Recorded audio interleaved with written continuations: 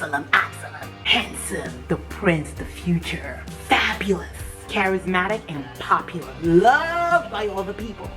And now he's also strategic, plays a long game, and got the brain, just brainy, just beautiful. Absalom, despite being intelligent, knew that that wasn't enough.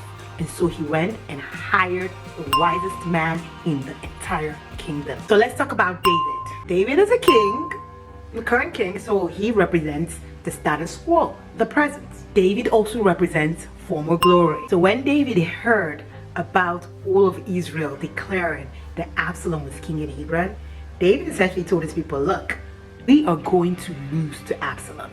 When David arrived at the summit, Hushai, the Archite, was there to meet him. David said to him, if you return to the city and say to Absalom, Your Majesty, I will be your servant, then you can help me by frustrating Ahithophel's advice. Here goes from David's camp into Absalom's camp. So Absalom asks Ahithophel for advice on what to do next with David. But Ahithophel is telling Absalom, you are strong. David is weak. Pursue him and destroy him only. The rest of the people will join you. And he decides that he wanted a second opinion. Hushai says, David is strong and he will defeat you. You are weak and you need more people. And just like that, Absalom, strategic intelligence, plays a long game, that has the wisest man in the kingdom on his side. What is the one thing he did wrong? He allowed the voice of fear. He allowed the voice that said, you are not enough.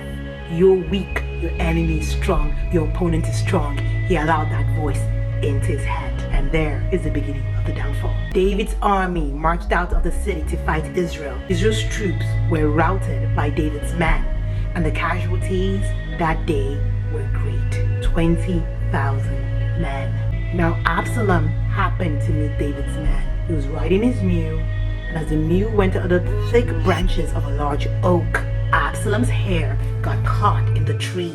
He was left hanging in mid-air while the mule he was riding kept on going. When one of the men saw what had happened, he told Joab, I just saw Absalom hanging in an oak tree. And Joab said, I'm not going to wait like this for you. So he took 3 javelins in his hand and plunged them into Absalom's heart. And 10 of Joab's armor bearers surrounded Absalom, struck him, and him. The moral of the story, be careful who you have in your ear. The voice that instills fear is the voice of the enemy.